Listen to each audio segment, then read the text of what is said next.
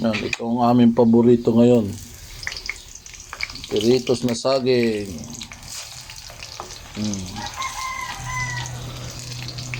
Sasaw sa asukal o kaya star margarine. Pag magkakaedad na ang gusto mong pagkain, mga ganito na lang. Yan. Piritos na saging. Yan. Araw-araw ganito. Tipid pa sa ulam. Iwas mga kolesterol. Mabigat sa tiyan. Ayan.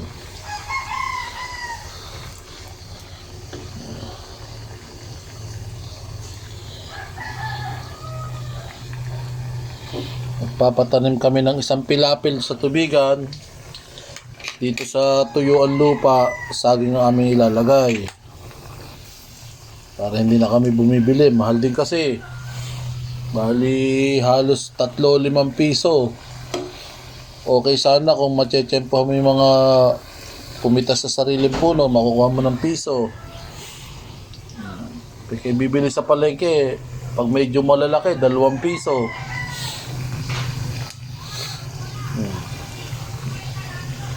Maganda pati sa bituka. Nalilinis ang bituka, fiber. Medyo mahirap lang ilabas. Ayan, sarap sa kaping barako. Kaya tea, magtiti ka na lang. Hindi nakakasawang kainin. Traditional food.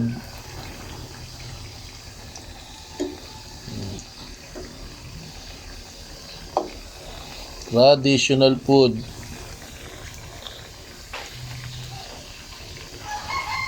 Nagkakaedad ka, ganito na lang mga gusto mong kainin. Ayaw mo na ng mga malalangis.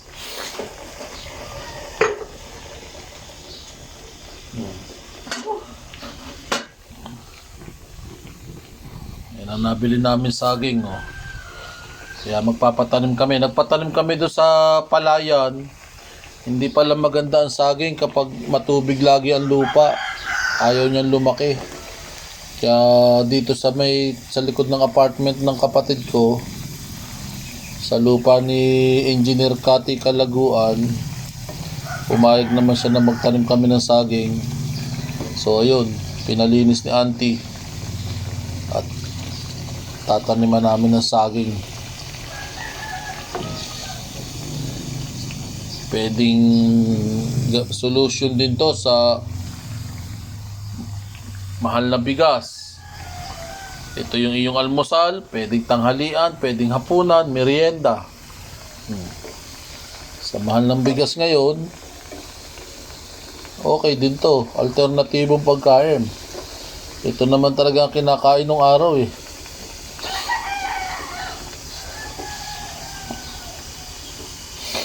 Minsan may mga saging na matitigas, merong saging na likas na matatamis, kahit hindi mo na isawsaw sa sukal.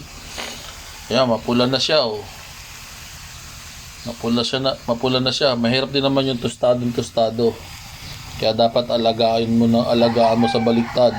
Yan. Ito na lang ang life natin everyday. Simple. Ilang segundo na lang, pwede na to. Pwede na tong kainin. Medyo tostahin natin konti para malutong-lutong na konti. Yan.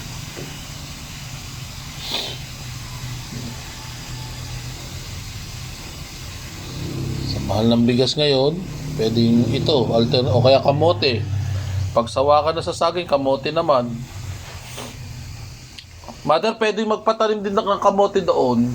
Yung mga kukuha ka lang na pula dito sa kay Ronald.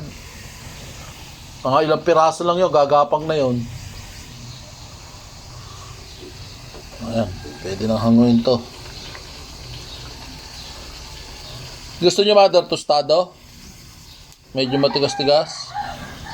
Ayan, gusto pala ni mother yung medyo tostado. So, tostahin natin konti. Ayan, mapula na. Ayan. Oh. Kain po tayo. Punta lang kayo dito sa bahay. Ayan. Kakain muna tayo. Peace out.